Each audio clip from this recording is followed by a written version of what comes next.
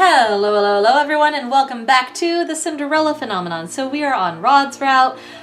He just caught us before we broke a bunch of glass things in a box. Excuse me. And I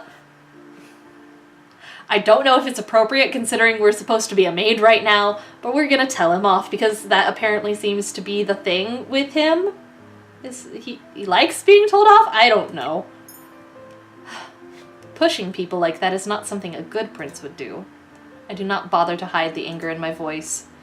It was a nudge. Still, that was very cruel of you, Your Highness. Anger flares up in Rod's eyes as he takes a step toward me. Oh, look who's talking. Rod, stop that! Rod turns away from Emmeline, ignoring her. Viorica, what are you doing here? Rod's voice is still cold. Viorica looks startled by his tone. I only came to deliver some of the decorations for the ball. And you thought Emmeline and her maid could carry these things on their own? Rod, this is not her fault. I'm the one who chose to bring Lucette with me. I underestimated the size of the delivery. Viorica was just delivering the supplies. At least she admits her mistakes. I never thought Rod would be so stubborn. Emmeline's expression softens when she looks at her brother. She looks sad. Rod ignores her and picks up the box that I had been carrying. He begins to walk away before he suddenly stops and glances back at me. Come on. Rod? We're going to call some servants to carry these boxes in. He turns around and begins to walk away. I'm Emmeline's personal maid, not his! I glance at Emmeline, who nods her head. I really am so sorry. Thank you for helping my brother, Lucette. I curtsy ever so slightly before running after Rod. Okay, so we didn't get approval points for that one. So apparently I was supposed to stay silent like a good little servant. But whatever, it's only one bad mark, so that's not gonna get us a bad end yet. Rod, wait. He picks up his pace as if trying to lose me. I turn the corner and barely stop myself before running right into Rod's back, and I think his curse probably has something to do with Viorica and her getting married. Something like that. Because this is the mermaid's curse, right? Except he's the little mermaid in this situation, so that would make her the prince, but is it like another thing where, like, Claude was both the beauty and the beast? So, I don't know. That's something we'll have to figure out, but anyways. What now?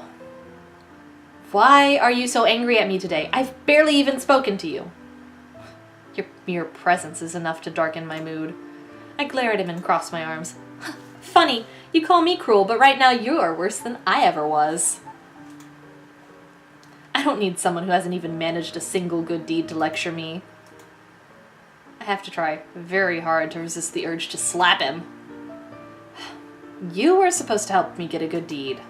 As I said before, I never agreed to this. I still refuse to help you. Rod starts walking again and I hurry after him. I cannot help but recall how cold he was with Viorica earlier. I thought they were friends, but he treated her like this at the toy shop too. Why were you so angry with Viorica earlier? No reason. I raise an eyebrow when Rod quickly answers the question. Then you were cold for no reason. You have such a princely disposition. Rod frowns, but has no rebuttal for my words. You must be generally cold and unfriendly. Excuse me. That would explain why you treated Viorica as you did. I had thought that you two were childhood friends. Oh my goodness. Viorica was always closer with Emmeline than with me. We may have been friendly once, but we've since become distant. Distant? Is that what you call it? It is none of your business. As we pause by my door, remembering that I left both the fabrics and Delora inside, I make my way to the door and open it. What are you doing? None of your business. Enjoyed your field trip? I frown when I see her sitting on my bed in human form. What would you have done if it wasn't me? Us witches have a sense for these things, plus I love being dramatic! Delora? Rod slowly enters the room. It's nice to see you here, Lady Delora. Nice to see you too, little Sebby. Why are you here? I forget if Sebi is supposed to have a deeper or a higher voice than Rod, so it's just gonna be higher. Dolores shrugs as she inspects her nails. I thought I would help the princess here since someone doesn't seem very willing. Rod furrows his eyebrows at her. I didn't... Yes, I know. You didn't sign up for this. But do you really think you have a choice, Rod? Dolores looks at Rod pointedly. You know the consequences if this fails. Rod looks away, expression conflicted. Consequences? What consequences? We don't know any consequences. We haven't played this game before. What are you talking about? Consequences for not helping me with my curse? Rod sighs heavily before turning back to Dolores. He does not pay attention to me. I am not the right person for this. Doesn't matter what you think. The princess thought you were, so suck it up and do your job. Rod is silent for a few moments before he finally faces me, looking resigned. I will help you then, but don't expect me to change my opinions of you. I shrug at him. It's not like I was expecting you to in the first place. Dolores grins with clear triumph. Yes! Did it. Good talk. Great team. Take state. Good talk. Rod sighs. In order to achieve your good deeds, you're going to need to mend what you broke before. I feel I already know what he's going to say. My sister has always wanted to be your friend, so you must do just that. Show her kindness, and you may be able to get your first deed through her. Show her kindness, huh? Dolores decides to stay in my room for the time being, saying that she believes Rod will be able to help me for now. Later, I make my way to the dining room with the fabrics and see Evangeline and Ophelia inside.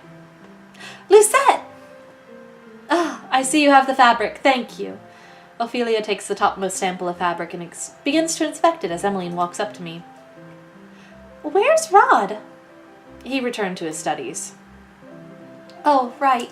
He has history lessons today. I'm yet to finish my history homework, which is due tomorrow. As Evangeline muses aloud, I ponder what Rod told me earlier. I must become Emmeline's friend, but is that really a good deed? I hope Rod didn't send the servants out before he went back to his room. Wait, no, that's Evangeline. Sorry. I hope Rod didn't send the servants out before he went back to his room. I wanted to tell him that Viorica and I had already called on the guards to bring the boxes inside. Maybe he decided to start his lessons earlier so that he could make your dance lesson this evening. Dancing lesson? Father wanted to hire the best dance instructor in Angielle, but I honestly feel more comfortable with Rod teaching me. He's a good dancer, so Father has allowed it. That is a surprise. I didn't know Rod could dance. He used to prefer singing, but then... Ophelia trails off. I know that she is talking about the Fairytale Curse, but I do not expect her to divulge such information with a maid. To a maid like myself, which I am currently now. He's decided to focus on his dancing for the past few months. Ophelia glances down at the fabrics, then looks up and smiles at me. Lucette, would you mind helping me with this? I obediently walk over to the fabrics Ophelia wants me to look through. They are apparently samples for the tablecloth that will be used during the ball. This is going to be a long day.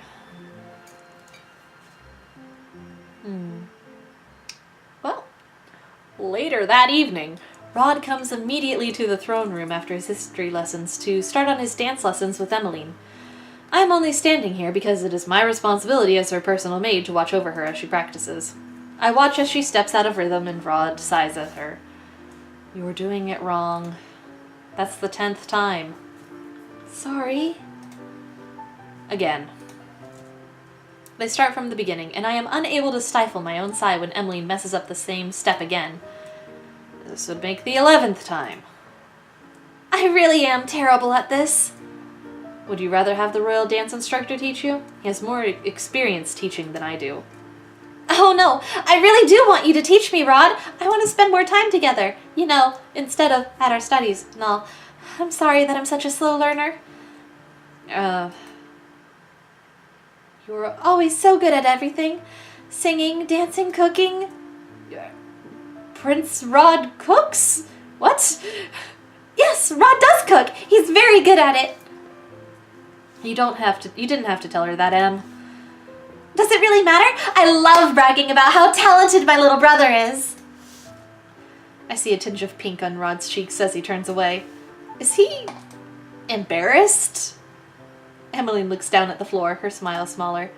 I wish I was as talented as you, Rod. I had always thought Emmeline was overly optimistic. She always seemed to bounce right back with a smile, no matter how many times I pushed her away. Now I can't help but reconsider that thought. Still, seeing her like this only irritates me. Pitying yourself will get you nowhere. Not everyone can be perfect at everything when they first start out. I remember when Mother gave me similar lessons. She was always such a harsh teacher, and she hated when I showed weakness in front of her. She made me keep practicing until I had perfected whatever it was she wanted me to do. Failure was never an option. I never had time for self-pity. Instead of feeling sorry for yourself, just try harder. Let failure inspire you to do better. Lucette, that was... She's right, Rod. Instead of complaining, I should be working harder. I let out an exasperated sigh and crossed my arms. Oish. You always look at your feet whenever you reach the underarm turn. Instead, focus on counting your steps and let Prince Rod lead you. Worrying too much on your next step is what puts you off rhythm. Emmeline stares at me. Can you dance, Lucette? I can. Why? Wow, that's amazing! There's nothing amazing about my being able to dance. Her praise makes me embarrassed regardless. Maybe I could learn faster, seeing someone else do the dance first. What are you talking about? It might be easier to copy the steps if I can have someone perform them first. She turns to me suddenly, eyes bright. Would you help me? I am meant to assist Emmeline in any way that I can, but dancing with her brother? Surely a lowly maid should not be doing this. See, sorry, I'm having to think about this because, again, this is really a difficult choice because it's hard to predict what Rod will and will not appreciate. He doesn't like Lucette. He wouldn't want to dance with her, but he loves his sister. He wants us to do what his sister wants. And so, I mean, accepting might get us a good cutscene, but maybe we would have to dance with him anyways because she would insist, and the polite refusal at first would be more appreciated. So, I don't know. Okay, so, good or bad decision. My guiding line with my decisions as Lucette in Karma's route was generally, what in her personality would she do in that moment? And so I think Lucette's personality would be like, no, fuck no. Even if I do agree, I doubt Rod would even want to dance with me. You cannot learn how to dance by watching someone. You have to practice the steps yourself. But... if you need a break, you can just say so, Em. No, really. I find it easier to learn through visuals. Sorry for making you uncomfortable, Lucette. Let's just continue our practice, Rod. Emmeline smiles at me, but it is obvious that she looks more disheartened now. Rod looks at his sister before shaking his head. Ha. So we were going to have to do it no matter what. He turns to walk toward me. He holds out his hand. Would you dance with me? What? Rod leans closer to me and speaks in a low voice. Play along. This is just for Emmeline. Okay, good. Acting as Lucette works sometimes. He's actually curious about your dancing, princess. I'm surprised when Sebi suddenly whispers to me. I can tell it is Sebi by the change in the pitch of voice.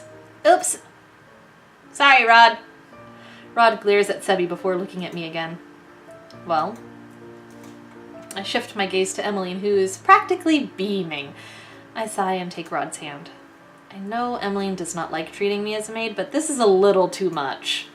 Fine, just this once. He looks so worried. I put my hand on his shoulder and he places his hand on the small of my back. Rod looks at me but quickly averts his gaze. Is something wrong? I didn't think I would ever have to dance with you is all. Neither did I. Rod looks at me again. This time he has an uncomfortable scowl on his face. He is not the only uncomfortable one here. We both start dancing and I mentally start counting the steps. It has been a long time since I last danced with anyone, but the steps come to me naturally. The dance is rather simple. While Rod and I move stiffly, I cannot help but notice his careful footwork. I realize that Rod really is a pretty decent dancer. Of course, I would never openly admit that. When we stop, I hear Emmeline clapping her hands as she looks at the both of us in awe. You really are a good dancer. Thank you so much for showing me the steps. Now, I know for sure what to do during that part. I just shrug at her before stepping back into the corner. Emmeline takes her position in front of Rod once more. This time she has a bright smile on her face. I cannot believe something as simple as that has made her so happy. At the end of the day, Emmeline has managed to do the steps correctly. She tells me many times how grateful she is for the help. After practice, I return to my room and retire to bed. I think about how happy Emmeline was. How can such small things make a person so happy? You stepped out of rhythm again, Lucette. But Mother, this is really hard. A princess never complains. You must perfect this waltz by tomorrow. Otherwise, I will not allow you to play with your dolls for the day. But if you have time for objections, you have time to push yourself harder. Now, once again, from the top. Yee. The following days are uneventful. Emmeline continues her dance lessons with Rod. Her steps are still far from perfect, but I can tell that she has improved since my demonstration with Rod. Meanwhile, Rod still chooses to ignore me most of the time, even though I've noticed that he is less cold than usual. At least he does not stab at me for no good reason anymore. Though Delora is no longer assisting me, she insists on staying in my room more often. She says there is something important she wants to investigate, and I cannot even guess what it might be. I prefer not having her around anyway. Her constant chattering makes it difficult to focus on anything. Right now, I'm still trying to figure out how to achieve my first good deed.